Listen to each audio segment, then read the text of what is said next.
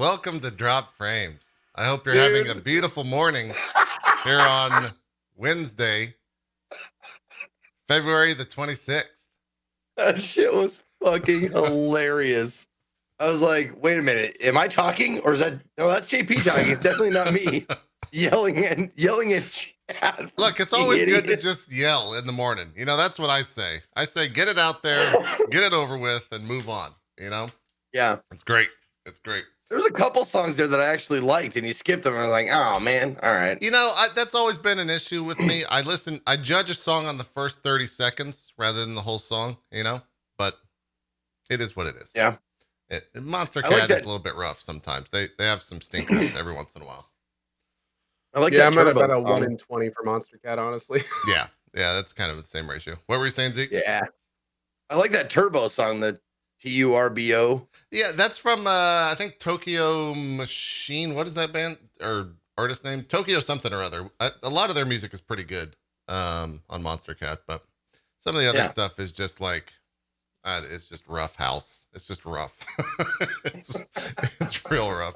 What episode are we on? 9? I think that's right. Maybe 8. Maybe 9. Maybe. I don't know. Who cares? One of those. Yeah. What's been going on? How you guys been? Are you sick? Are you getting over sickness? Okay. All right. Been on and off. Yeah. Me and my family have just been like ping-ponging something back and forth for like 2 months now. Always one of us is sick. Yeah. Many times multiple. That's not fun. Yeah. That's how it goes. That's why I don't go over to any of my friends' houses with children until I make sure that they haven't been sick for at least a week. Yeah. Before I go over there, because they're either just getting over sickness or about to get sick again. So I have to hit it right in like the sweet spot where their children, you know, are healthy and happy, and you know, the snot not everywhere. It's scary. It's rough, man. Are your kids aren't in school yet, right? They're still they are. Rowan is in preschool. And there's no question that ever since he started going to preschool, things have ramped up about 50%. Yeah, you're fucked. Yeah. That's where it all goes to shit. Then you're gonna once you get 2 of them going to school, then you're just, you know, you might as well pack it up. Just can't wait. Become a bubble streamer. Just wear a bubble all the time. It's gonna be great. Yeah. Where do you guys want to start? We could start with a little bit of news. We could do what we've been playing. We got kind of a chill show this week. I think next week what's next week? The 4th? Yeah, I think Troy's on next week. We probably shouldn't promote that too much until I'm 100% certain, but I think he is next week. Time zones, verified, double check. Yeah, we got to double check the time zoneness of stuff. You were looking at, or Zeke, you were looking at a calendar? What was that?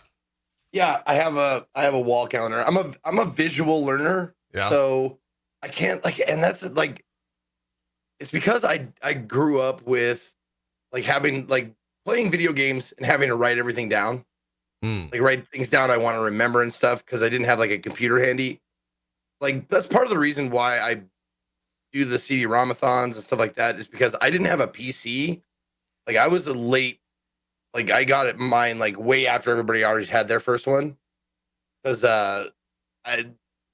my parents didn't think I needed one or you know was a necessity for how much money it costs and blah blah blah. So I write everything down. Like when I'm playing like puzzle games or anything like that, you'll see me like I have like a notebook handy on my desk just to write shit down. Yeah. So I have a big like dry erase calendar that I put on my walls that I can just glance over and go, oh, the 4th.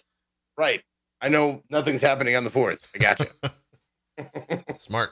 That's smart. Yeah. I put all the game releases on there too. Like all my vacations or not vacations, all my like old vacations. All your copious amounts of vacations and cruises. Well, most of them are business trips.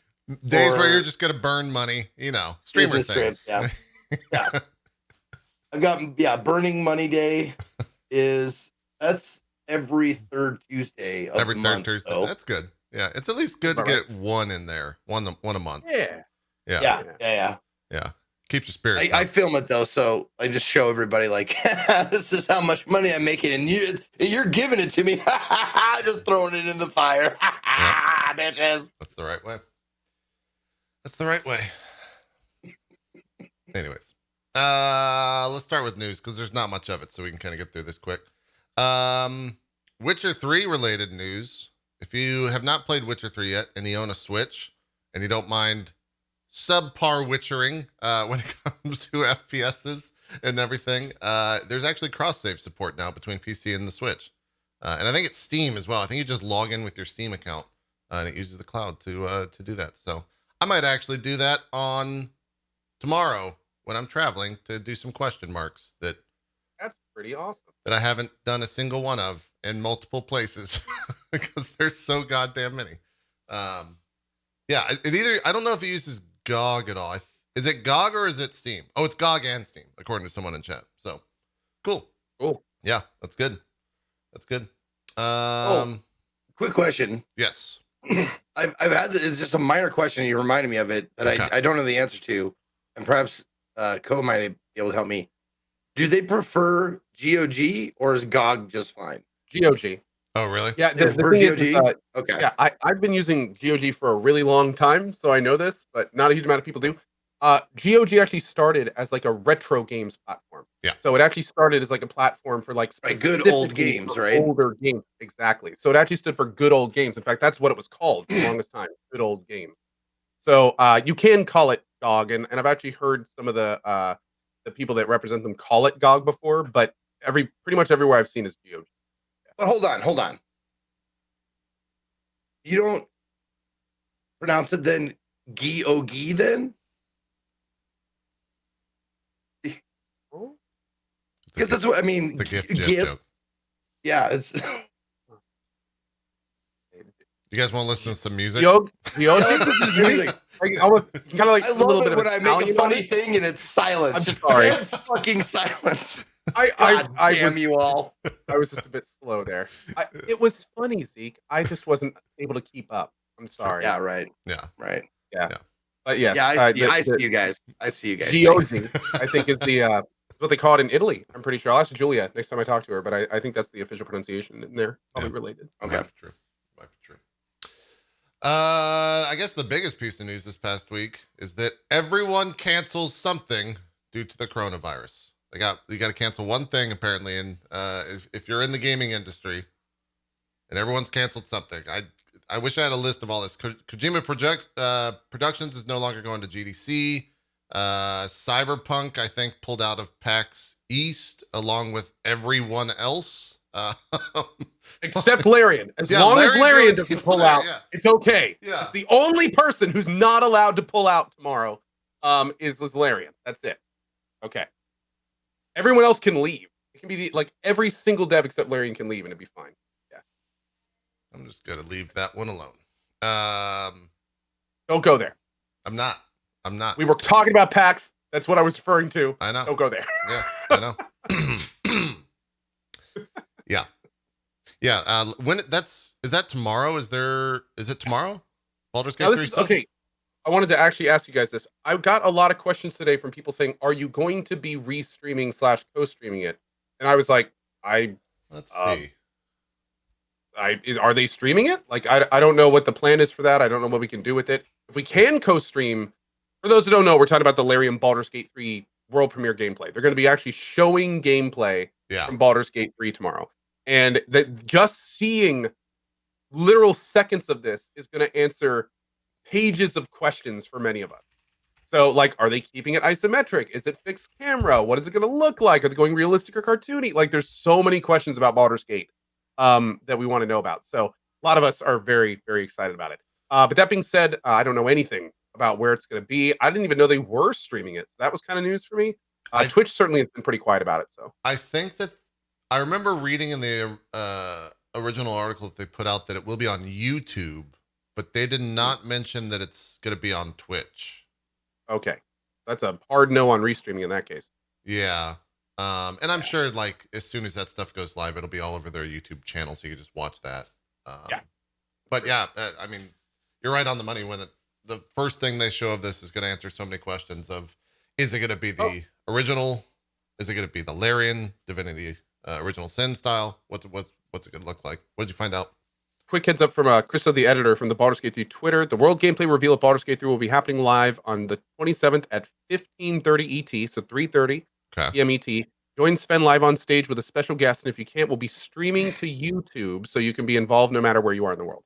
Huh. So it is going to be 3:30 p.m. on YouTube, and then I'm sure, just like you said, it'll probably go on their official YouTube channel, at which point we can just watch it wherever we want. Okay. All right. Do they say, like, is that happening at a PAX thing, or is it off-site somewhere in Boston? Live at PAX East is all it says. Eee, I'm getting It is going to flashbacks. be, it says join Sven live, or I think it's Sven live on stage.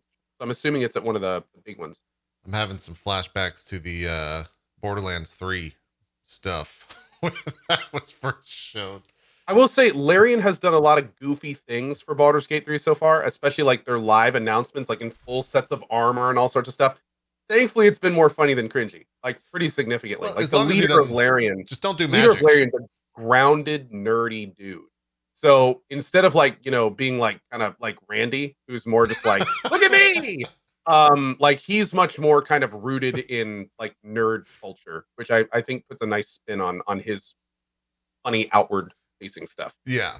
He doesn't do magic, basically. He doesn't leave hard drives at medieval times. Or, you know, sell it as IP to movies. But it's the same thing. Yeah. There's a lot of differences between that. Well, cool. Yeah, I'm curious to see what that looks like. I hope that they answer. I hope that we come out of tomorrow with answers to more questions and not just more questions. But maybe that's bad for like a marketing perspective because you always want more questions till the game's out. But we'll see. Tomorrow's going to be interesting, man, because it's the kind of thing where there's going to be a large amount of people that are going to be unhappy tomorrow. You think? It doesn't matter what. Which either way it swings. If it's like either Divinity way, Original Sin, Baldur's Gate, people are Baldur. There's going to be people that are like, "What? The camera's locked?" And there's going to be like people like, "What? You can rotate around your character?" Yeah. Like, I mean, it's going to be there's so, and they've already announced. They've been very clear. They're like, "We're taking creative risks." Those are the two words they put together. Creative risks. We're taking creative risks with Baldur's Gate 3. So yeah. Oh man. Hashtag not my Baldur's Gate. We'll see. How we'll dare see you? what's going on. I know it's going to be interesting. It's going to be very. If you change a single thing, I going to be fucking riots in the street. People are joking about this, but I really hope the first 5 minutes is an extremely well coordinated, like actually acted out with real screenshots of how they're going to make Baldur's Gate 3 a battle royale and how that's them tying into like modern day culture. And like he sits there legitly just like, well, we decided with the creative risks to really kind of exemplify what it is to game these days. And we figured the battle royale was the way to go with Baldur's Gate. And that would kind of be the best ever. That would be good. I hope they go that route. They've got 24 hours. They can make something up. We know some people. we'll slip them an idea and see how it goes. Baldur's Royale 3, exactly. Yeah. There we go. Yeah. Dude, someone put auto chess in there, but if it was Baldur's Gate auto chess, like that might suck me in. I might be down with that shit. Oh, Just man. saying, if you think about all the different creatures and types of mobs there are in a Baldur's Gate universe, you could make a mean auto chess out of that lore. Mm-hmm. Yeah. I was also thinking, like, I was trying to think of like what would be the biggest like departure from Baldur's Gate as far as game style. And I was like, Baldur's kart racing. Yeah.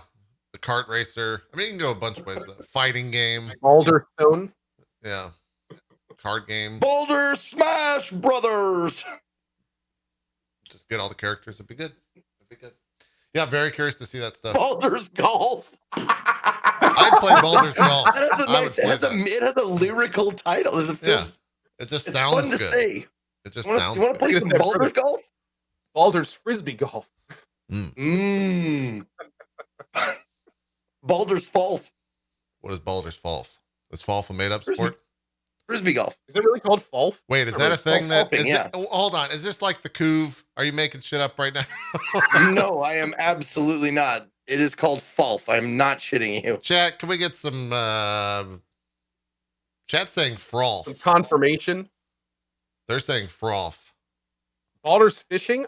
I'd play that game. I'd play that too, yeah. Fishing. Don't you joke about that. Yeah. I would play the hell out of a Baldur's Gate fishing game.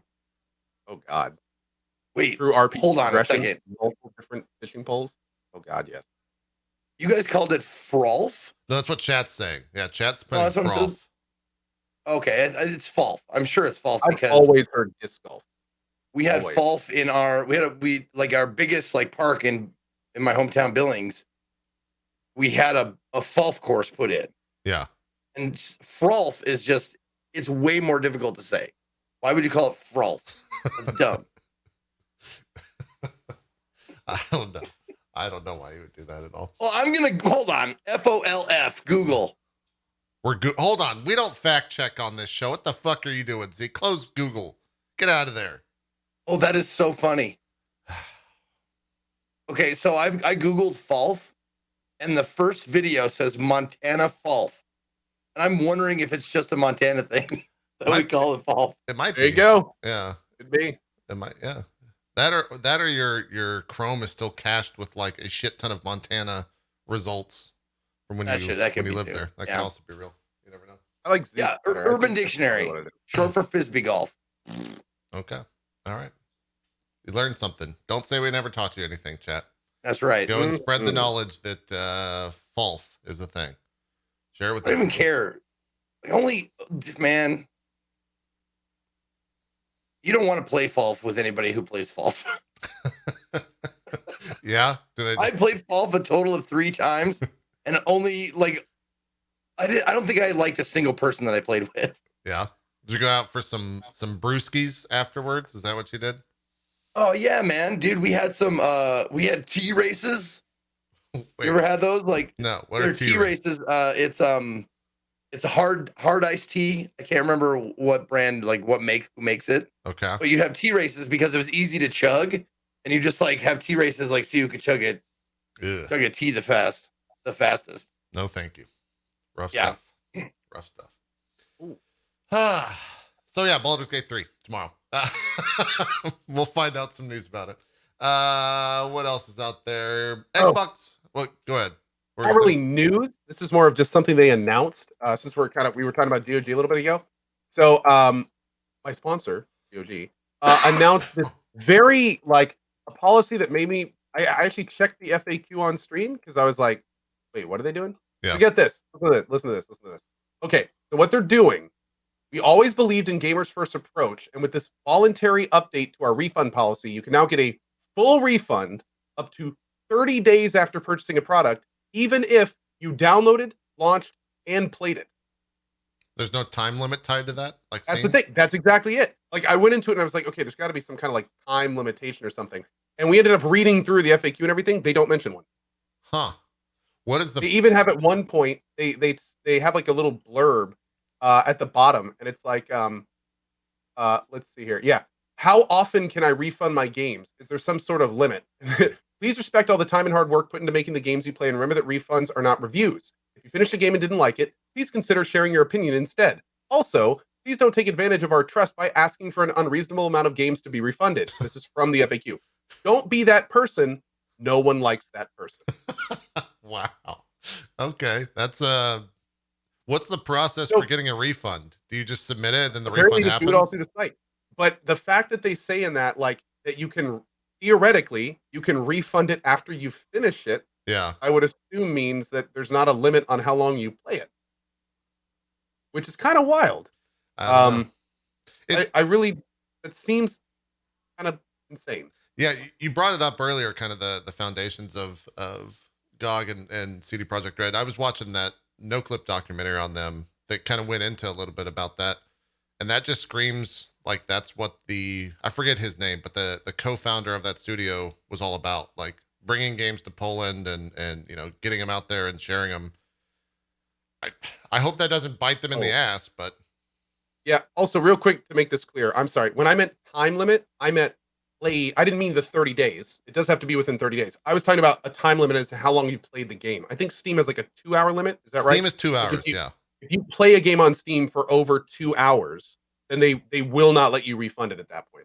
You can't. So, and also somebody else just brought up a really good point in chat. Maybe the reason GOG doesn't do that is because you don't have to use a client. One big thing about GOG is you can just download the game straight to your computer, and all the people that do that, GOG has no way to track how long they played the game. To track it, yeah. So maybe that's why they're doing that. Yeah. I also wonder, if that's a way to... I don't know the numbers of GOG, but I have to assume that it's small in comparison to Steam. So I wonder if that's their attempt to say like, hey, if you're going to buy CD Projekt, if you're going to buy Cyberpunk, do it on our platform. If you don't like it, we'll give you a full refund and you can play it for however long you want. Right? Like if that's a way to get them to get people over on their platform and entice them over there just to buy, their big upcoming game. Yeah. I don't have access to metrics, but I've always kind of equated it to like GOG's the indie where, Steam is like the triple. Yeah, well, yeah. No they're one's bigger than Steam. Yeah, they're a little tiny puddle in that ocean. Yeah. So if they could steal any of those sales away, then it's a win for them. So regardless of how many refunds they get, I would think. But yeah, I guess kind of keeping with the CD Projekt Red news and the good faith, the goodwill that they're doing. Xbox was out there announcing a bunch of stuff about their new console, and Cyberpunk chimed in with a retweet and a comment saying, if you buy Cyberpunk 2077 for the Xbox One, you will get it for the Series X for free. And this had to do with I think that this is tied into the Xbox thing that they announced called the Smart Delivery, which guarantees that you're playing the best version of the game for your Xbox, no matter what. And so that got a lot of, good faith, and people are super excited about that. And my understanding is it's basically like, hey, we'll put in the work, and if it's going to run a little bit better on the Xbox Series X, then we'll give that to you for free. And I also wonder if Xbox like pays third-party devs for that type of stuff, right? If that's something that they can try to get people over to their platform by paying them to do that stuff for free. I don't know. It'd be a good way to steal some of the market share for PlayStation going to the next console cycle, but we'll see. It's still a good thing for consumers, regardless of where the money, if any, transpired between the two of them. What else was there? It's kind of a slow week. Mostly just Xbox X stuff was the big stuff, but we're not going to get into like 12 teraflops and all that. Let's Zeke, tell me what you know about 12 teraflops. Here we go. This is our Xbox Series X conversation. What do I know about teraflops? Yeah, 12 teraflops. How much power we got? Ooh. Okay. Well, do you know how much power it takes to like pull or push a wheelbarrow full of like dirt, just regular old dirt? A lot. That's like, it takes a lot of power, but that's only like a quarter of a teraflop. Okay. So imagine 12 teraflops then. Yeah. It's like the difference between a million and a billion. You ever seen that like laid out in rice? Oh, yeah. Like that's how big a teraflop is. Like that's how much power it has. You'd be pushing thousands of wheelbarrows full of dirt to equal what the power behind the Xbox is. Yeah. It's insane. It's going to be a crazy system. I mean, there's going to be a lot of wheelbarrows pushed. Yeah. It's going to be nuts. Lots of flops, like flops everywhere you look. I mean, it's going to be flop central. Tons of flops. Yeah. Going back. It is comparable to 1.21 gigawatts. It is comparable. Really? Like just the raw power. Okay. If we're just breaking down into just energy, E equals MC squared. If we're breaking it down into just raw energy, it's very close to 1.21 gigawatts. However, they can't hit. There's a cap, a power cap that they cannot go past, or else they'll start going back in time. Like the whole world will start rotating backwards, and you don't want that. Trust me. But wait, is that before or after equating the energy dilation of the flux capacity? Because I heard that if you subtract that, then the energy value drops significantly. That was disproven, actually. It's funny that you bring that up. That was actually disproven in Simon's theory of gigativity. Oh. You know what? I haven't gotten around to reading his dissertation yet. That makes sense. It just came out. It's new, brilliant stuff. Just gotta. Oh, yeah. I absolutely love stay up to date on that stuff. Yeah. No, I've been following him since his concourse. And you know what? Let's stop this right now. Yeah, I know. We're probably losing a lot of people here. Yeah, I was going to say our weeds on this. On the channel.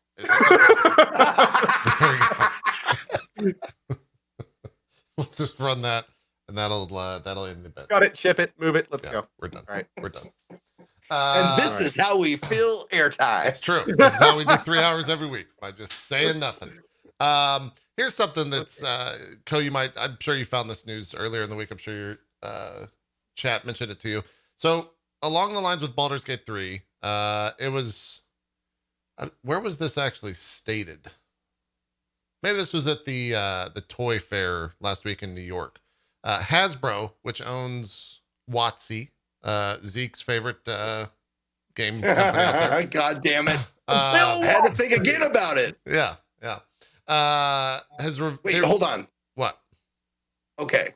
All right. Just as like for reals, for really reals though, Yes. a teraflop, if you want to know like actual like teraflops, the RTX 2080, Yeah.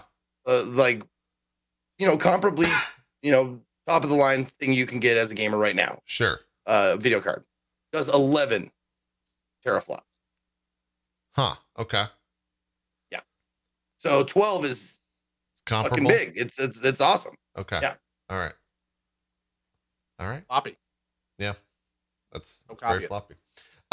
So Hasbro was saying out there, one of the things that came out of this article was that Baldur's Gate 3 will hit early access at the end of 2020, which is, I thought that was just going to be a full release, but early access at the end of 2020. The other interesting thing from this was that they stated specifically there are 7 games in development. Baldur's Gate 3 and Dark Alliance are 2 that have already been announced, but according to Hasbro, we should be seeing at least 1 new D&D video game every year from now until 2025. Yeah. So 5 more unannounced games, I guess. I'm guessing one of them at least is Archetype, the WotC-owned studio that is picking up tons of talent for their sci-fi new IP. Yeah. I think that's great.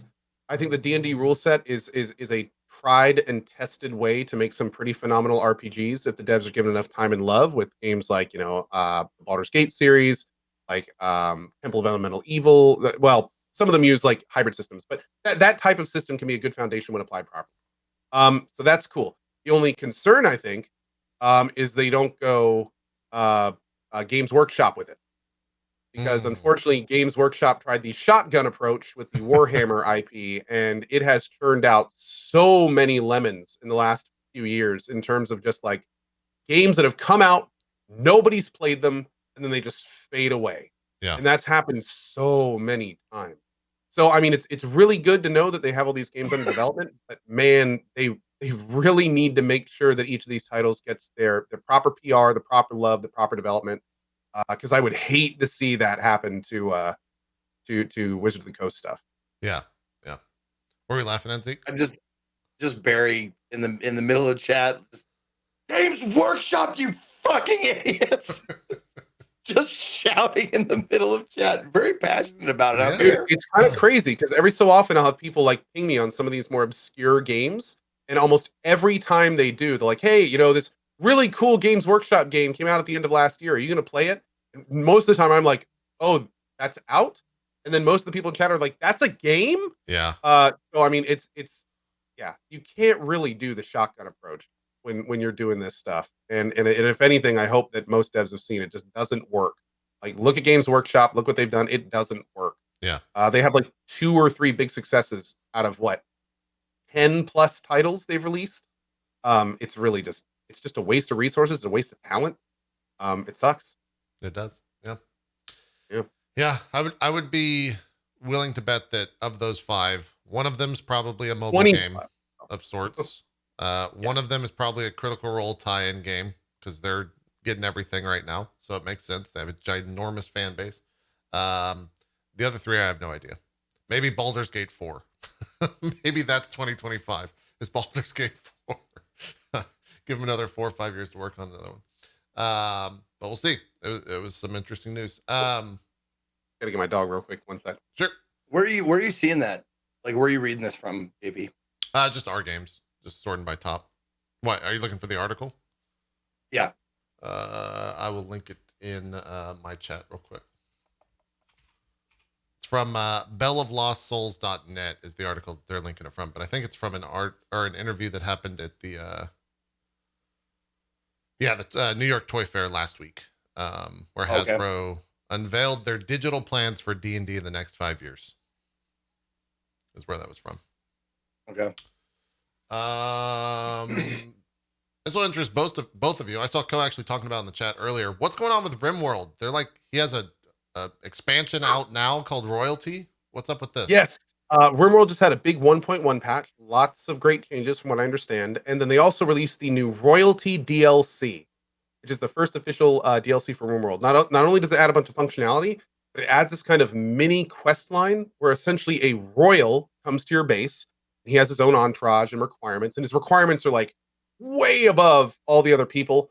Not only that, but there's a bunch of quests that can come associated with the royal as well. And they also added in these new mental abilities that the royals get, and also there's other ways to get as well. So you can like mentally stun people, and there's like attacks, and you can like force your side not to flee or force them to flee, and like all sorts of really interesting stuff. So I'm going to be taking a deep dive into it next week. So unfortunately, I don't have a lot of info right now, but we can talk a lot more next week about all the features and stuff after I spend some time in it. Sweet. Yeah. Cool. Zeke, did you play a lot of Rimworld off stream, or was that an on stream only game for you? I forget where that kind of fell into your world. I only ever played it on stream, but I mean, I had fun with it while I had fun with my time with it, but I didn't barely scratch the surface. Yeah. This is a game you sink hundreds of hours into if you enjoy it. It's something that you can keep coming back to over and over again to see like where your colony's at, and you can do like all kinds of different shit. There's so many different like, it's just a lot of variety in how you can play the game. And I'm looking at this like the trailer for the Rimworld Royalty. Yeah, man, it looks like there's a whole bunch of new shit. Like, were there like space aliens and shit like with ships and stuff like before? There was a mechanical race that would sometimes, be just kind of a normal little thing, but they are basically taking the mechanoids and they've completely grown them out. They can have like traits now. They can get together and form like Voltron-like things, from what I understand. They have different turrets. They've completely redone the ruin system. Like, there's lots and lots of little updates that they have done for it. So it's fucking dude. I was still like sweeping my dirt floor after like 16 hours of playing this game. It was like, shit, we got blood on the dirt floor. That's causing everybody's morale to go down. Better go get that. Oh shit, smoke some weed, fall asleep. Okay. Like like what I'm saying, I barely scratched the surface. And I think let me see how many hours I put into this. Because it wasn't a ton, but yeah, 45 hours I put into Rimworld. Yeah. And I still feel like I haven't seen more than 2% of the game. Yeah. Oh, and you probably haven't. Like I've got how many hours do I have in Rimworld now? If I look on my thing here, I have well, I think I have just over 600 hours outside of Steam, because I played a lot before it was actually on Steam, and now it's coming to GOG next week too, which is awesome. But dude, it's incredible. Like I've gone back to Rimworld 5 times, and almost every time I have, there's been entirely new things or entirely new things to do. It's just it's wild how large that game is. For the royalty feature set, the royalty DLC feature set, there are royal titles, the whole royalty thing, psychic powers using psychic amplifiers. That's a whole system you can explore. Quests, which are kind of like a new. There were kind of mini quests before, but now they're like actually developed quests, like hosting, construction, assistance, site quests, threat quests. Like, there's a bunch of different things that'll happen throughout the course of the game now. And then what you were talking about, mech clusters. So mechanoids can now create mechanoid clusters, which are groups of new mechanoid buildings, which they work together to give like all sorts of stuff. They can have world condition makers, so they'll make machines that like poison the air or darken the sky, so you have to go and deal with them before it affects your place. Jeez. Shields to block bullets and mortar fire. Factories, so they'll actually build more units on your map. It's kind of nuts. Beacons to call reinforcements, turrets, mortars surrounding walls, unstable power units, alarm systems of various types, mechanoid defenders, including a new pikeman sniper mech. I'm like, yeah, it's bigger, much bigger. Yeah, that's too much for me. Looking forward to hating those when they attack my colony. Yeah, that's too much for me. Rimworld is one of those games that is in the same league of PoE, Warframe, Final Fantasy 14, where you have hour wars, meaning, oh, I got like 400 hours. You think you got fucking newbie? I got 1,200 hours. Like, I got 3K hours. Yeah. Like, it's one of those games where you compare how much time you've invested into this particular game. Yeah. Oh, True. also one really cool new thing they added with the royalty thing is they have now like named and unique weapons and items and armor. So like Imperial technology mixes ancient weapons and ultra tech. They wield plasma swords, electrical Zeus hammers, and hyper sharp mono swords. Some of their weapons speak directly to the wielder through a psychic link. These blade link weapons are frighteningly effective, but bonding to one is a lifelong commitment. Imperials also have a rich tradition of body implants, neurocalculators, drill arms, gastroanalyzers, skin hardening glands, underskin weapons, like Wolverine stuff, poison attacks, aesthetic enhancements, nuclear stomachs, and love enhancements. Love you can acquire enhancers? their Wait, what was that? and craft all of them. Yeah, love enhancers is the last one. So you could have like, you could make like a super brothel. Nice. Okay. Yeah. All right. Yeah, pretty badass. That's a strange game. A strange game for sure. And it's out now. Is it free? Is it a free update? No, $20. $20. Okay. It is their first big paid DLC. Yeah, so it is. But I can tell you this, like it's the kind of thing where if you like it, it's gonna be worth every single penny. Yeah, you're into The amount of time you'll spend playing it is gonna far outweigh that cost. Yeah. And then the last thing, there wasn't really too much news. PoE announced their new league yesterday. I've watched the trailer. I passed the building. Yeah, like I haven't. I'll probably watch or do this on stream this weekend when I get back. But Co, your thoughts on it? Like, I know that they're adding 280 new passive skills, which for those that don't play, that giant tree that we always show and people look at and freak out. The thing that we were watching last week with who was it? There was a clip that we were watching last week of some guy that saw it for the first time and posted it. Sips, that's who it was. Yeah. That thing is now has 280 new nodes on it that are RNG based that you can add stuff to. Crazy. So the thing itself is actually the same. Right. But what you can do is you can get these new plugin modules that link into the passive tree, and then those extend into new areas, and then you can put other modules in those to extend them in other directions. And I think the key word of what I think about this new league is overwhelming. Because it's a kind of thing where there are going to be thousands of new builds and adjustments based on all these changes they're putting in.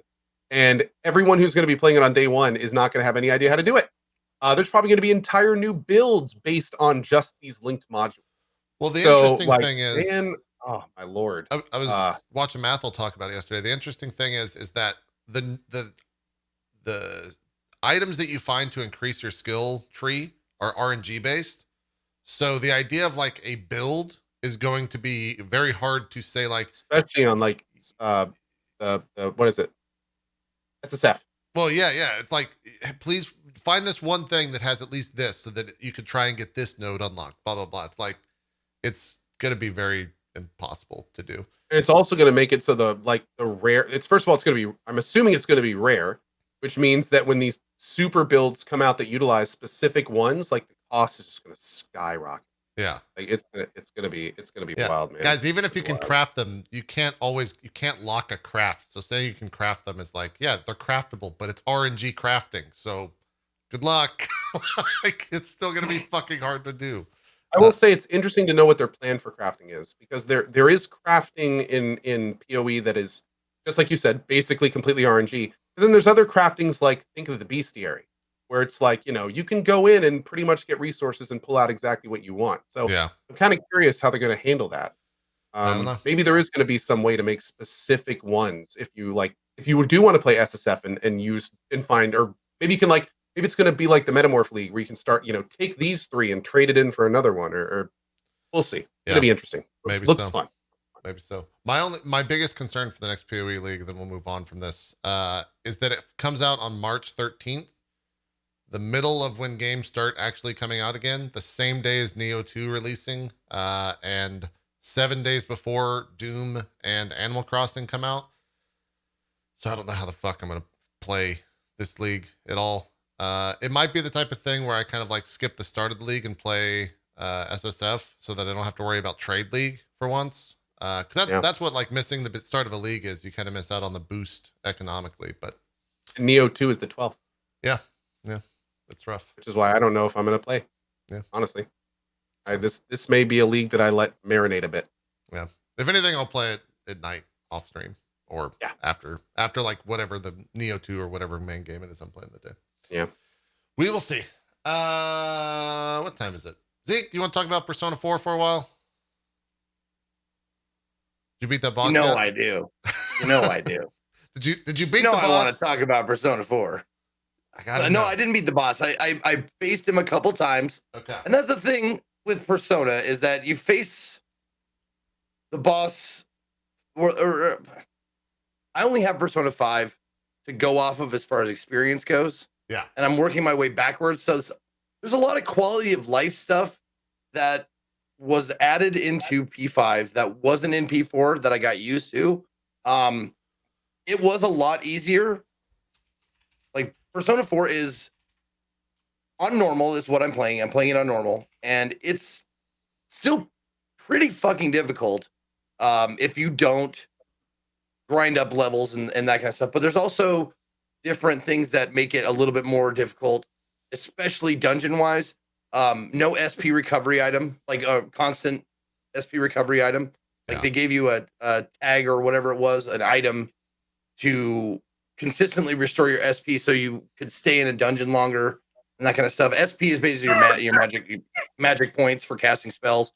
And spells are what you use more often than not to figure out what an enemy's weakness is. And then once you discover their weakness, then you use that particular spell like fire, ice, lightning, whatever, to defeat them basically. Yeah. But I got spoiled in P5 because the SP recovery was a lot easier.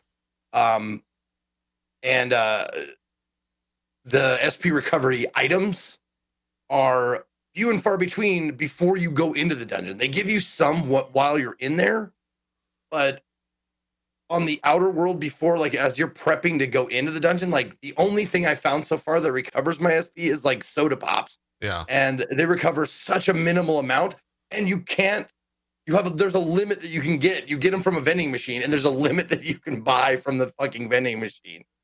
So I was going to ask if you had found those, but I didn't want to like be too backseaty and potentially spoil it for you.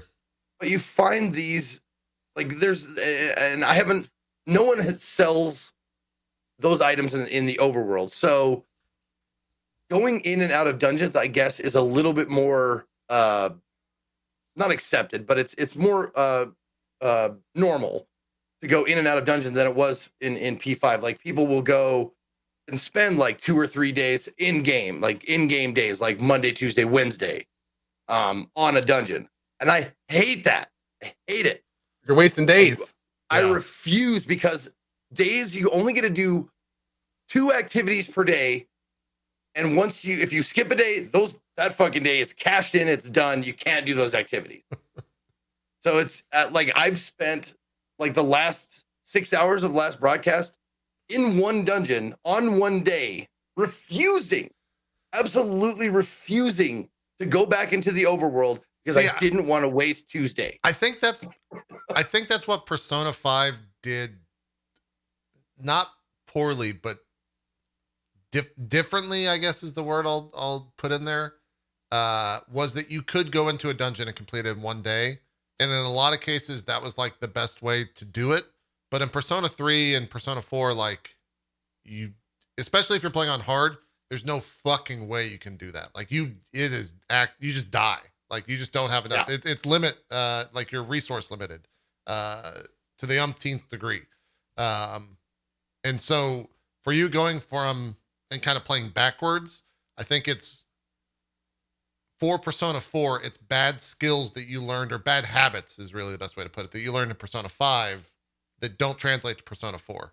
Because you're like putting pressure on yourself where the game's not meant to. I don't want to say it's not meant to be played that way. It's harder to play that way, is what I'm trying to say.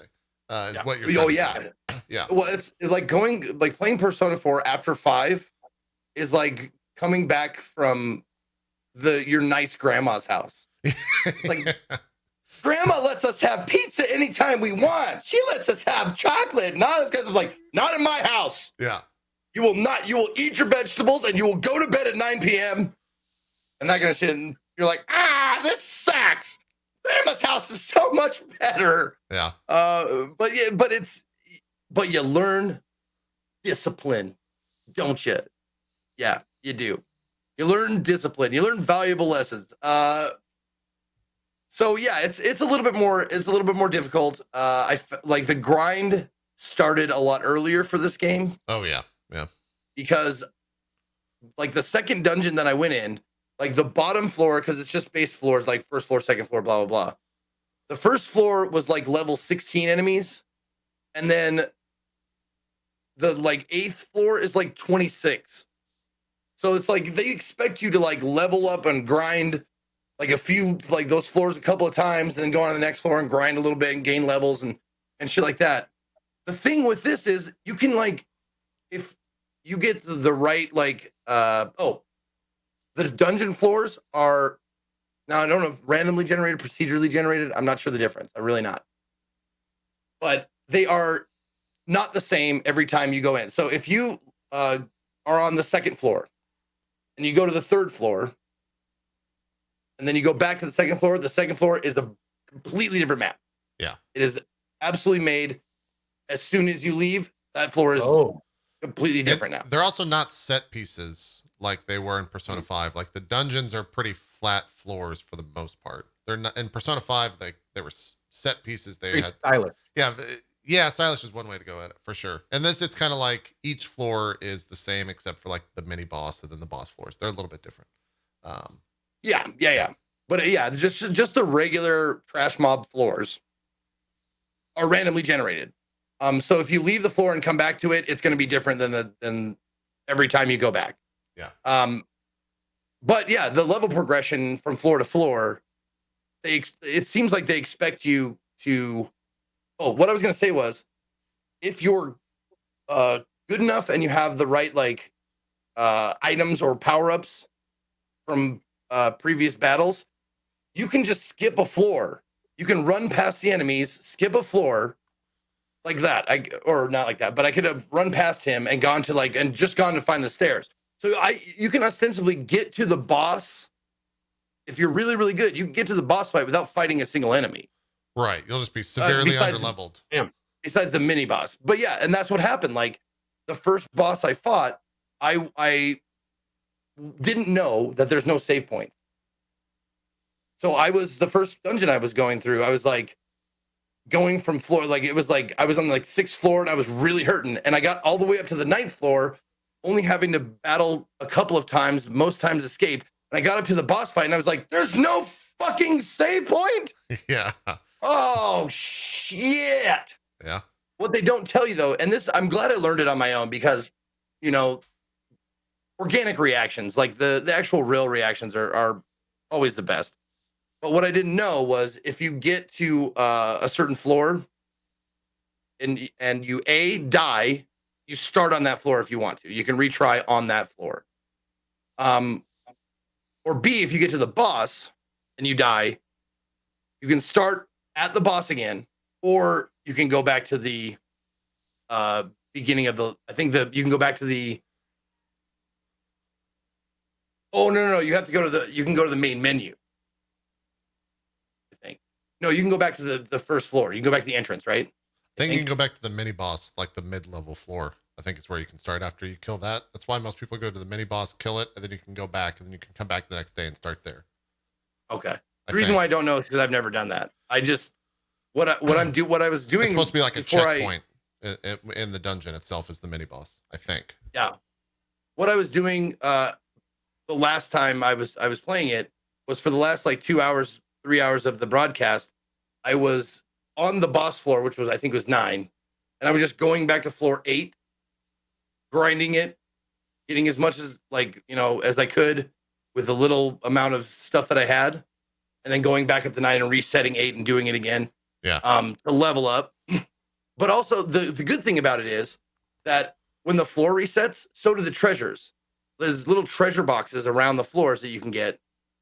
that have like sometimes they have SP recovery items, sometimes they have like trinkets or very seldom do they have weapons, but like they have the floor resets with all the treasures intact. So every time you go back, there's going to be another set of treasures depending on the floor layout. Yeah. That kind of shit. So yeah, it's not impossible to grind. It is just a grind. And also that there's changes the throughout mechanic. the game too. Like they Yeah. introduce things where you can't do that, and it comes easier as expected. I mean, they did that in Persona 5 too. You just got more people on your team. But it's a fantastic game. I loved Persona 5, and I'm having a blast doing this one. However, it does have the same problem that Persona 5 is, or Persona 5 had, which is the music, even how great it is, because it's great. You have to hear it over and over and over, and like it's true JRPG style battle music, same battle music, floor music, same floor music, and you spend hours in the same place.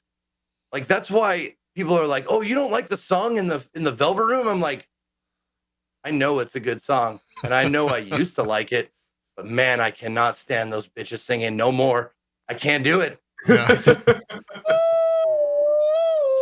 Like, oh God, just stop. Yeah, the Velvet Room shit I'm not a fan of.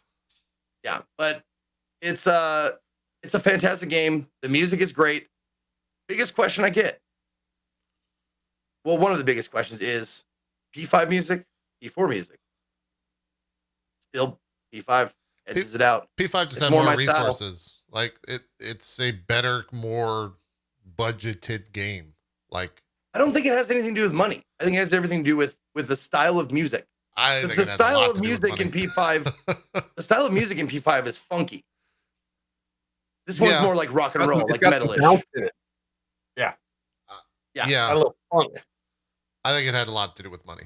I mean, you Oh pay. God, now I'm remembering P5 music. It's good. Can we talk about something else?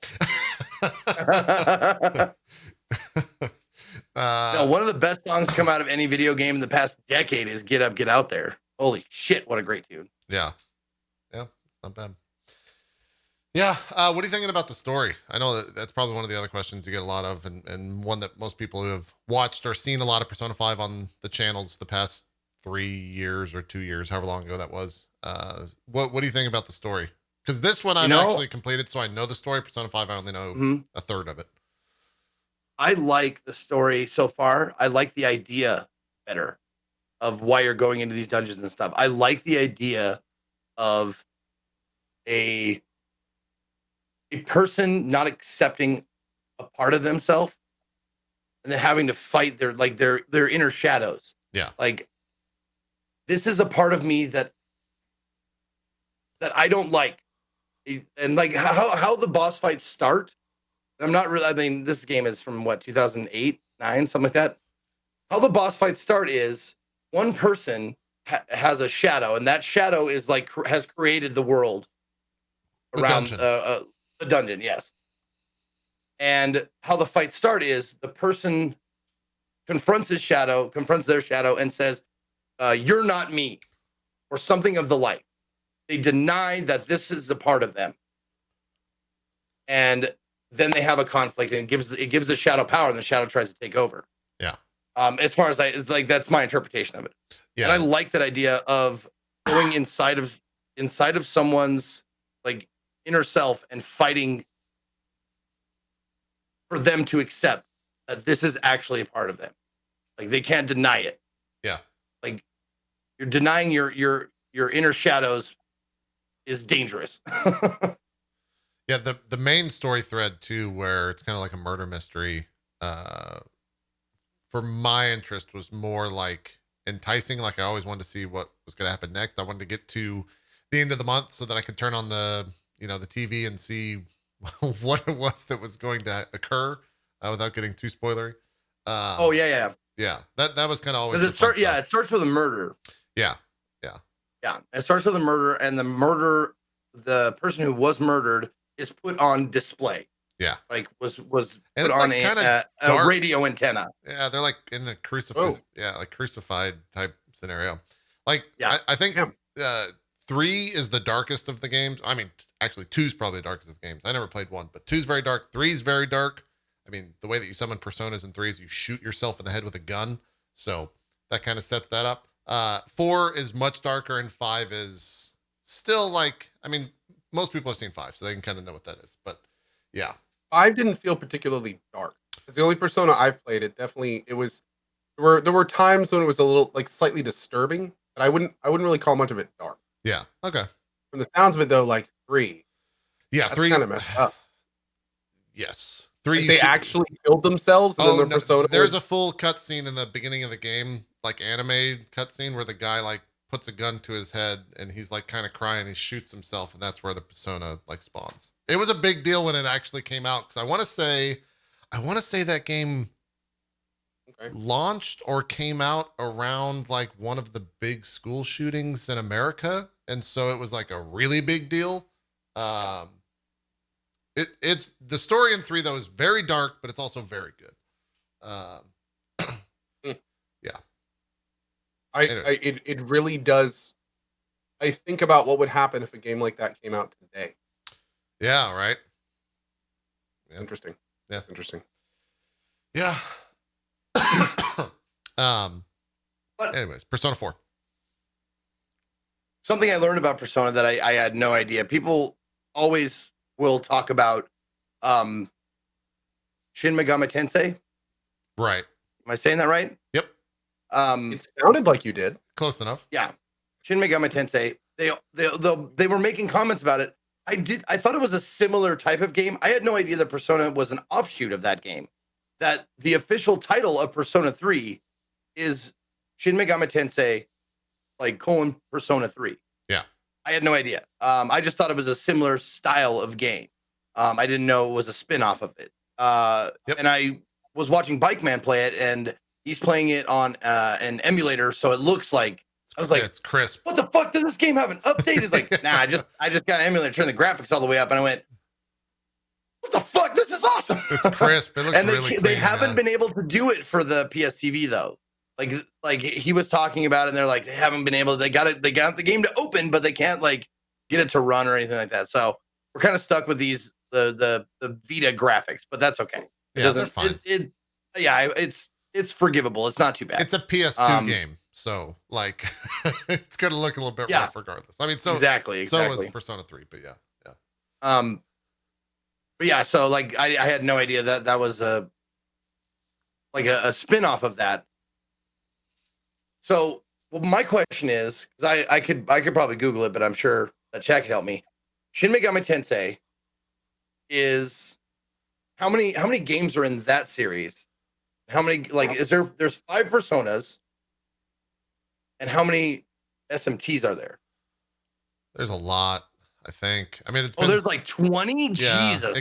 It goes back to like, I want to say was it PS1 or was that in like the NES or the SNES era? It's been a while.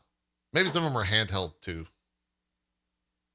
Dude, that's like Legend of Zelda level, like different games that are involved with the same name. Oh yeah. I mean, it means much more. Like that series is more prolific in like Japan than it is here, for obvious reasons. Okay. It's definitely a bigger deal. Sure, yeah, I can take care of the dog. Yeah. But they're also much different. Like they're very different games. So keep that in mind. Okay. Like you could probably Google it. So I would be curious to see you skip, if you ever go back like a year from now or 2 years, if you ever go back and play another Persona game, and I don't know how well it would do on stream because it's kind of it's like a pretty basic game is I guess how I would say it, for you to go back and play Persona 2. Persona 2 is dark, and I remember playing it as a kid. I don't remember playing it to completion, but I think like Hitler is in Persona 2 in some. That's what I saw. Chat was saying that. Yeah. Yeah, like it gets really weird, which is of course it does. But that's saying something though. Like if you think that game's weird, I remember it got like really weird. That's like this actually, like the what's on the screen right now actually reminds me. I wanted to talk about like the enemy design and the persona design and all that kind of stuff. God, it is so good. It is top fucking notch. Like every time I see a boss, I'm like, this is amazing. Like the very boss that, or the boss that I'm currently on, Yeah, is probably one of the best boss designs of any of the Persona games. yeah. I fucking loved it. For those that have played, he's on the 5th character boss, which won't spoil anything. It's just 5th character boss. You should know who that is. Oh yeah. It takes place in the sauna. Yeah. Or in a sauna or something like of that nature. Yep. Yes, of course. I've seen Mara. Of course I have. The big purple penis. Mhm. That's one of the first things that anybody asks about the, like, when you do the, or anybody suggests when I ask, what persona would I be? Blood of like, oh, you're the Mara, you're a big cock or big green cock. I don't know if it's green or purple, but like, Welcome back, yeah. Joe. Hi. Yeah, We were just talking dicks. about a big green cock. Yeah, you know. No, we're talking about Mara, the persona. Yeah. But And yeah, I that's always a fun hypothetical question of what persona do you think you'd be, and it can't be in the game. It has to be a new persona. well, we answered that. I think I answered this somewhat for me and Adam, but I forgot what we said. Do you remember what we said when I was in your chat the other day? I forget.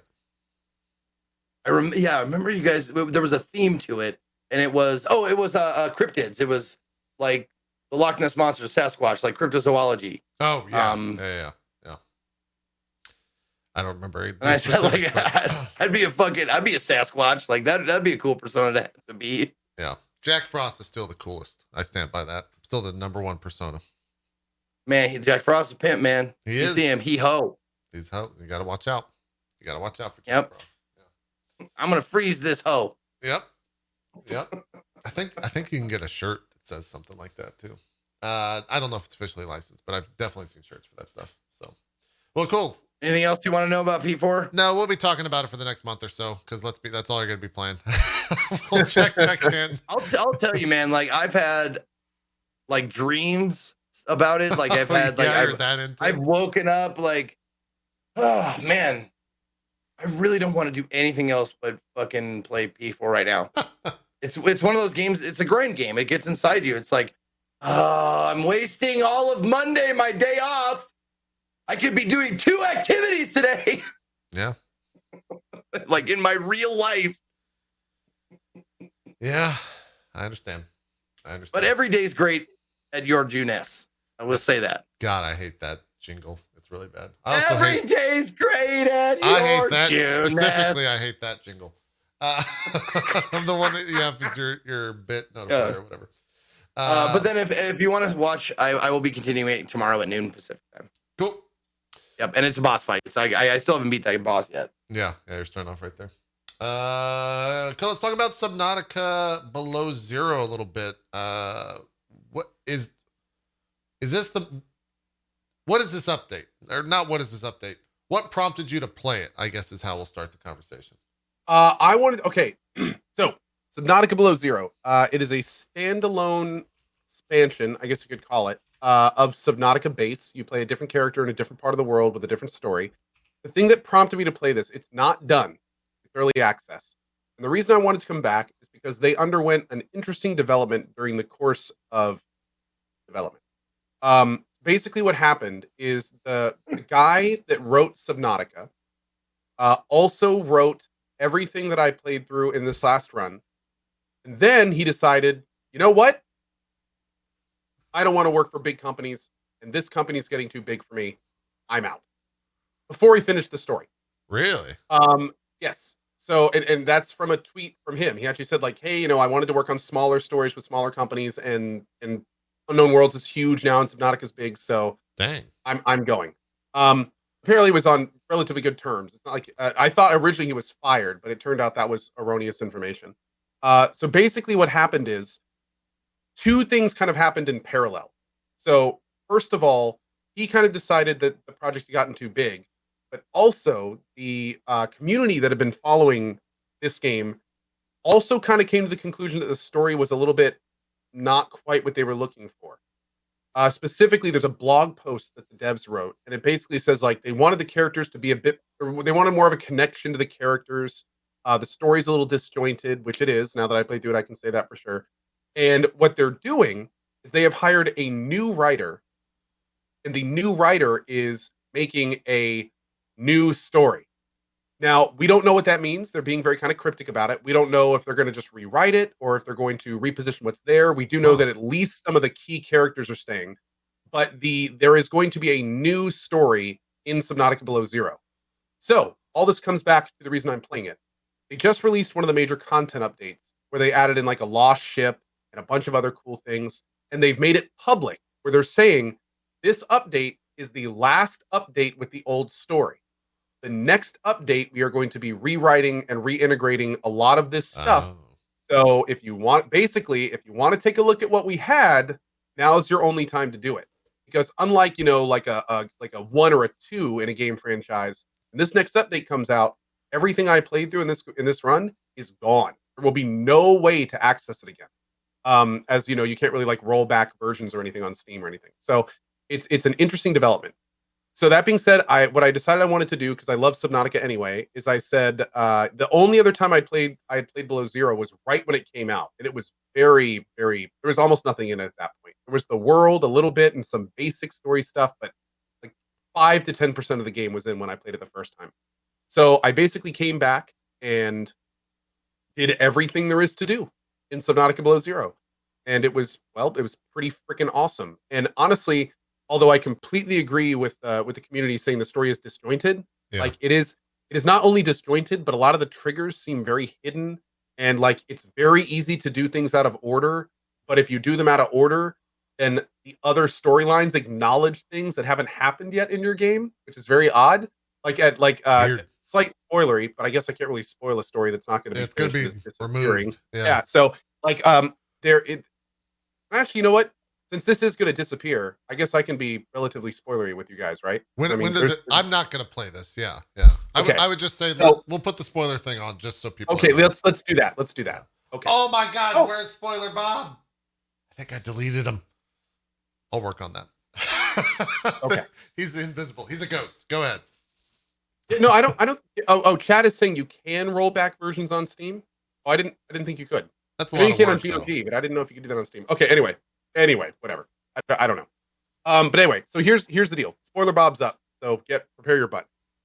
So what's really cool about this game is essentially the precursor civilization, which is the civilization from the original Subnautica, and you find one that's dying, and it kind of like telepathically connects with you, and it's kind of like, my power storage is dying. I need a new place to store myself, or like I'm going to disappear, and your character's like, oh, what about this PDA? And he's like, storage medium found. So you walk up with your PDA, expecting to download them into there, and then it basically picks you up and then beams this alien consciousness into your frontal cortex. So it basically inhabits part of your brain. Okay. And a big part of the game is you have to basically explore all around the world, and you find like the skeletal system, the organs, the flesh of this like alien creature in different ways, and then you have to build those back, and then you basically like create this centaur alien mechanoid thing, and then you download its consciousness into there. And then he at that point, which I did all this first, he at that point is like, well, I'm going to help you escape now that your own species is trying to kill you, blah blah blah. And I'm sitting here like, escape, like people trying to kill me. What the hell is going on? And then I did another part of the game, which is essentially you try to you send a sample of the virus from the first game to a space station that's orbiting, and they something happens to the sample, and the entire ship gets infected. So then you have to do this quest to get the antidote, and when you send the antidote up on a rocket, another character on the planet activates an ancient defense field, destroying the rocket, and then he's like, yeah, I'm gonna let all those humans die, and we're gonna stay down here. So all of a sudden, like all these lines that the aliens said when I created them, which meant absolutely nothing to me, were apparently supposed to be said after all this other stuff happened. So Oh, there's lots of little things like that in the game where, he's like, yeah, you're trapped on this planet and I'll help you escape. And I'm sitting here like, I'm not trapped on this planet. Like I got a shuttle. They're just going to send one down in like an hour. It's going to be fine. And that happened like multiple times throughout the story. So weird. there's like the story itself though, like I just told you, very cool premise.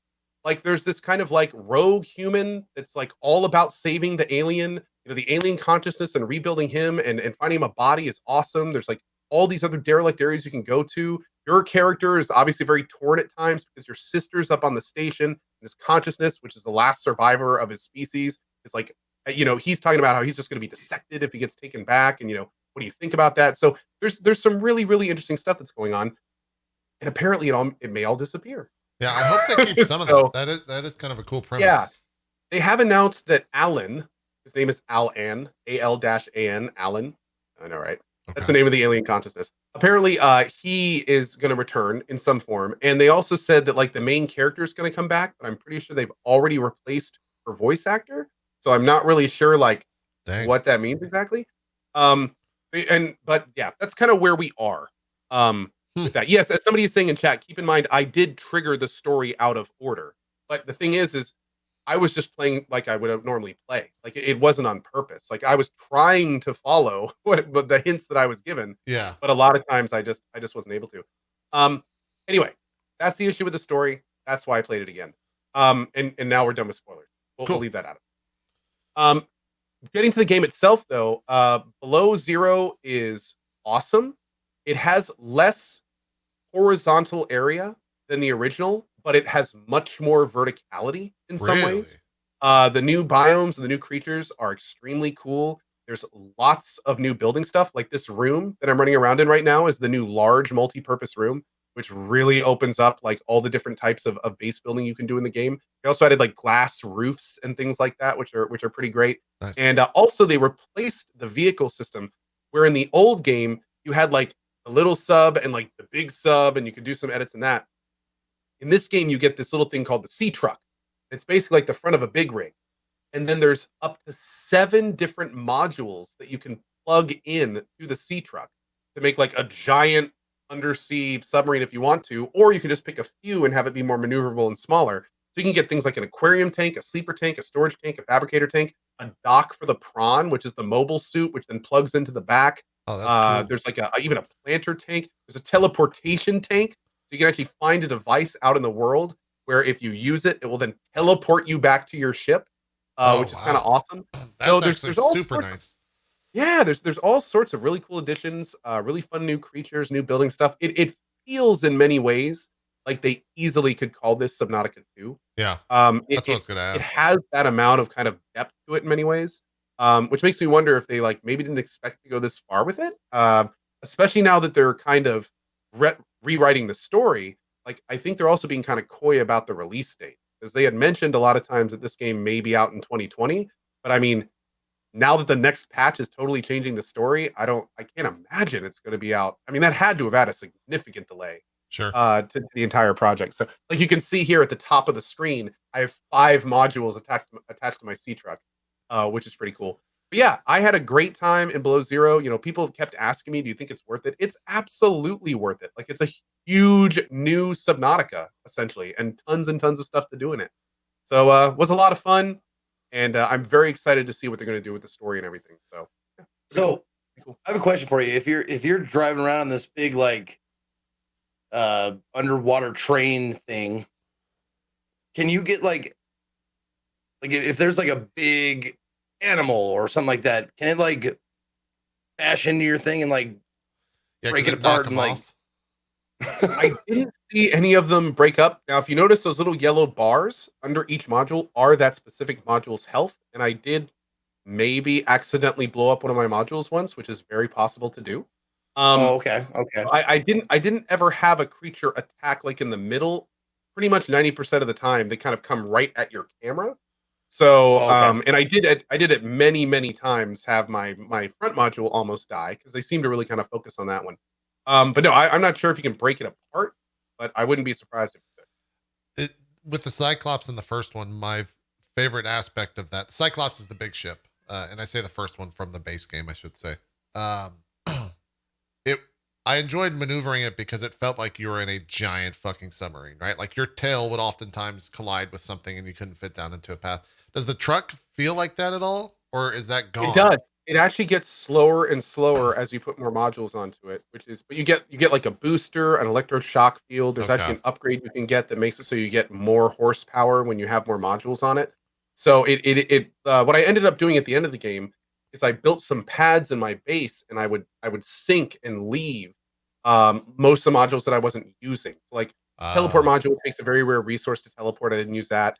The aquarium module and planner module, eventually you can just make all the food in your base, so you don't necessarily need those on your ship.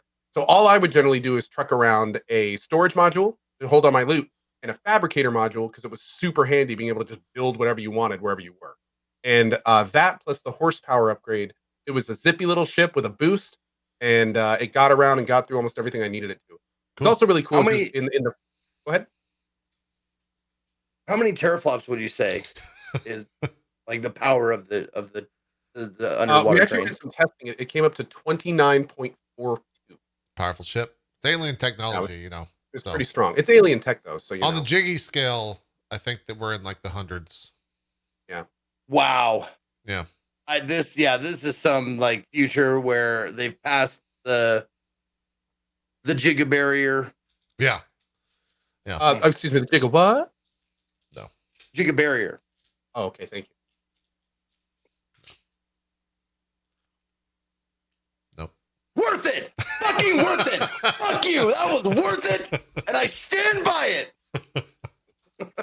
Oh God! What the? I've been waiting for an opportunity to say "Jigga what" since we started this entire joke. So thank you. Yeah, I appreciate. I was hopefully I was expecting someone to respond with the other Jigga who? Yeah, the follow up to that. Yeah.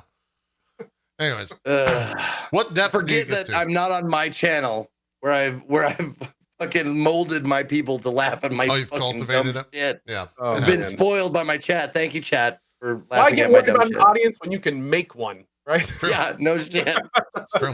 Yeah. What you said it's much more vertical. What depth are you going to, like number wise?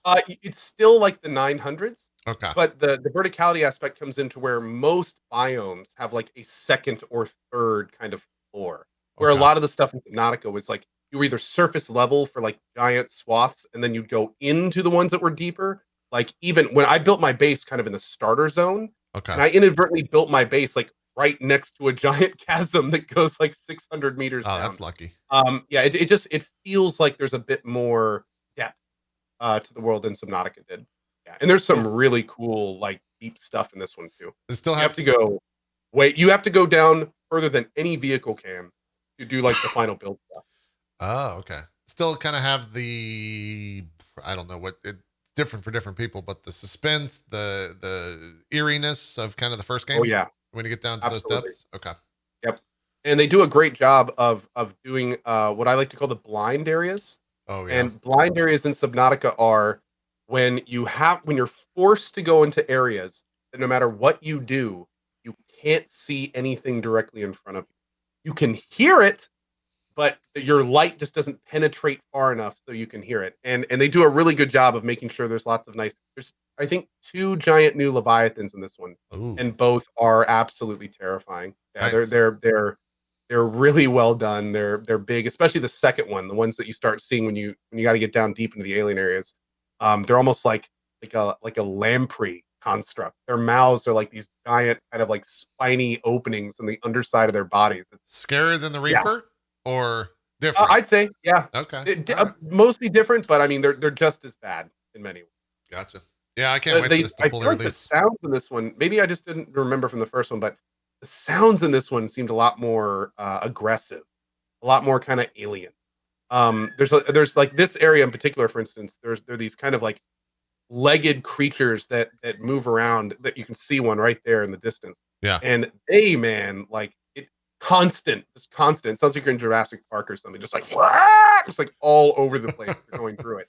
And it was pretty terrifying just to get resources in that area. That's awesome. Yeah, I can't wait for the full release. Yeah. Yeah. What do you think full release of this stuff? So Oh. someone in my chat. Oh, go ahead. Last thing to mention about this one also. Oh, there's the Leviathan, by the way. Oh, cool. Last thing to mention about this, there's also a very developed above ground component. And he's gone. Okay. He just got fucking swallowed. What Yep, the hell? that's it. Game over, man. Game over. Great. We'll end the There's footage a there. very developed above ground component in this one. You actually get a land vehicle. Like you get this crazy ass hover Oh, bike. really? There's like there's I guess you'd call it a Leviathan. There's like a graboid style gigantic thing that hunts you on the surface. So you're like walking through an area and the whole ground starts rumbling and like you're trying to figure out where to go and you have to like stop and move in different patterns. If you keep running in a straight Shailude. line, it'll just come up from under you and stuff. Like, yeah, it's really cool. It's really cool. They add a lot to the Subnautica environment in Below Zero. Yeah. If you like the first one, I think you'll pretty much love Below Zero. Yeah, I'm sold. They need to hurry up. Well, don't release it yet. March is fucking crazy. Wait till like midsummer and then we're good. Yeah. Midsummer at this point would be insanely optimistic. With the new well, story sure, stuff, I'm sure. like, yeah. First, they got to get the new story in, then they got to make sure it's rock solid, then they got to, have to go. I'm just saying in terms of game releases, midsummer would work for me, personally. We'll let them know. You Yeah. tweet at them. Look, Maybe I got that'll- Cyberpunk delayed. All right, I know people apparently, so we'll we'll see how it goes. wow. Zeke, were you goofing around? What were you gonna say? Yeah, I was completely off topic, but I think it's apropos. Yeah. One of my chat said, "I'm only half listening. I can tell Zeke made a joke when the stream goes completely silent." Truth hurts, man. Truth really hurts. I mean, at least your chat keeps you honest. If they do, man, they do. That's what matters. That's That's fair. what matters. We're a little bit shy, about 5 minutes of the break, so I'll just talk real quick about Heart of Stone for The Witcher 3, because you can't talk about that without spoiling too much. Better than the main story, I think, by a large margin for my interest. I didn't do any of the enchanting stuff because chat said I didn't have enough money, so I haven't done any of that yet. I'm saving that for the next expansion when I go back to Blood and Wine. Wow. Which I know is a huge part of the It's game. really unfortunate because that's one of the coolest parts of that expansion. Yeah. Dude, one of the funniest things about streaming Witcher 3 today is that everyone else has obviously played it already. So everyone else has formed opinions on when you should do things and when you should not. So the entirety of the game, I never put runes in my weapons or my armor. I never put any runes in. I just didn't. I was hoarding them. And so then I get to the expansion. It's like, I'm going to put some runes in my weapons. Then chat just spams, no, it's a waste. Just wait till you get enchanting. You're wasting money. It's a waste of time. So then I didn't put them in. Then they're like, well, I'll go unlock enchanting. I'm like, you don't have enough money. Don't worry about it. You save it for later. It's like, well, what the fuck? Like, I guess we're just not going to touch it. So I didn't touch it the entire There you go. because of the multi-headed monster of chat. But yeah, the story is phenomenal. It has my favorite quest in the game with the the marriage part. I guess is what I'll say. The marriage quest. Oh God, I barely remember that one. Yeah, it's so good. It's unbelievably good. And even the ones after that are really good. It also, funny enough, chat kept mentioning that they like tried to do Dark Souls in this, and I was wondering if it's kind of like just every game is Dark Souls type conversation. I kind of agree with they tried to do some Dark Souls stuff, but they added in a lot of mechanics where bosses regen, and it just frustrated the ever-loving shit out of me. Particularly with, I don't think the Caretaker, hated that boss. Loved the design of the boss. The fucking regen mechanic was really annoying. And then, how do I say, the final boss of the area of the Caretaker, we'll go with that. I played on Death March, and I also had level or enemy upscaling on, and that guy two-shot me whenever he would connect. And so I turned enemy scaling off just like I did for the Shin so that I didn't want to deal with that. Like I got stuck on a wall and he just two-shot me after like 15 minutes of fighting him on the final thing that you fight. I'm trying to talk around the spoilers. So I just turned that off. did a good job. Yeah, I turned that off and it was a much more fun fight, I will say, against that guy. So yeah, those were the only two like real issues I had with it. Because that game's not Dark Souls, and they were like kind of trying to be dark. They're trying to take the combat system of the game and make it something that I don't think it is. And so I just turned off enemy scaling and it was fine after that. And then, yeah, the end of the story. I think I maybe watched, or maybe we talked about it on Drop Frames. I didn't realize till after I had finished that I had seen the end of Heart of Stone. And it might have been on your stream, or it might have been we were talking about it, or it might have been on someone else's stream. But I remember seeing all that before, and I don't remember where it was. It might have been on the show, but it was good. It was definitely worthwhile. And hopefully whenever I get to Blood and Wine. This summer, because I played 30 days straight. I need a break from Witcher. We're gonna push it to the summer where games go to die. Play it then. Hopefully, whenever I get to that, it lives up to the expectations of myself that Chad has created, saying it's like better than all of that. We'll see how it goes. I was just about to ask you, what have you been told about Blood and Wine? I've been told it's better across the board. Not necessarily that the story is better. Like that's kind of up to opinion. With Heart of Stone and Blood Wine kind of being on the same level, but they said that like the combat and the gameplay is better and more interesting and more enjoyable. So I don't know what that means. I know nothing about it. I only know the area that we're going to, and that's it. So I'm going to try to keep it that way as best as possible. Yeah, again, like not to like, I don't want to kind of hype it for you, but it's the best expansion for any game that's ever been made. Okay, you want to hype it? All right. I have heard that multiple times that it is like the best DLC. But then I started thinking like, what's the best, like what other DLC or what other, can we say DLC and expansions are the same? Is DLC the current day expansion?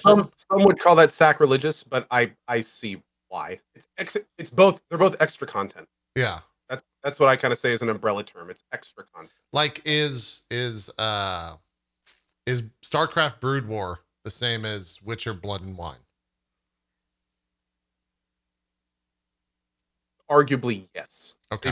They both add new mechanics, large amounts of new content, and new ways to play the game in some cases. Okay. So I mean, it's apples and oranges when you're talking about like an RTS and an RPG. So yeah. Like it's weird because it's become such a marketing term, like DLC and expansion and add-on. So like every company uses them differently sometimes. Like I kind of see expansions as almost another game. Yeah. That's like I would buy this by itself, is how I see an expansion. Where DLCs are something that you plug into the main game. Like the Surge 2 DLC. That's just like a level that you go to in the main game. That's just a DLC. That's fine. Like Blood and Wine, like you could start Blood and Wine with a pre-made character. Yeah. And it's like, and it would be its own thing. Like, that's what I would call an expansion. Yeah, and I'd honestly beyond like Below Zero, I call Below Zero an expansion, but they're calling, and that's why they kind of call it a standalone expansion in some ways. So, but again, everyone has different terminology for this stuff. And that school of thought, I would say if you have zero interest in The Witcher and the main story of The Witcher, and you haven't played Witcher 2 or 1, you're not really keen to like the main story of it, I would say Hearts of Stone is fantastic as like a standalone complete thing. Even if you have zero ties to Geralt and the entire idea of a Witcher, it doesn't give a fuck about any of that for the most part. It just kind of regards Geralt as like this famous person. And if you know that, then you can play Hearts of Stone and it's completely worth it. It's almost to the point where it's like, if you've seen the TV show, like, and you really enjoyed it. Yeah, like, that's really all you need to know is that like he's a good fighter and he's widely known. And then you can play Hearts of Stone. And it'll give you like a pre-made character. Man, having you say all this about Heart of Stone, like I was already pretty pumped about Heart of Stone, but that just gets me excited to play it again. That's super cool. I'm glad you liked it. That's good stuff. So yeah, that's Witcher. Then whenever I get to Blood and Wine, I'm gonna call it Blood and Stone for the rest of the time now. That's just ingrained in my head. That'll be this summer, so that'll be a whole nother thing. Or it might wait, because when is season 2 supposed to come out? Is it this year for The Witcher, or is that next year? I have no idea. I know they announced it before season 1 came out, but I don't know if it's fast tracked in that regard or anything. They're saying 2021 somewhere. Maybe I could just save it because January. Let's talk about when games are not coming out. That's January. We might save it till then. Call that skip month. Yeah. We might save it till then when the Witcher hype is back. Anyways, we're due for a break, so we'll take it. I don't know if we're gonna be able to fill the next hour and a half, but we'll see what happens. We're still going to take our break, so don't go anywhere. We'll be right back with more Drop Frames right after this. We'll see you guys then.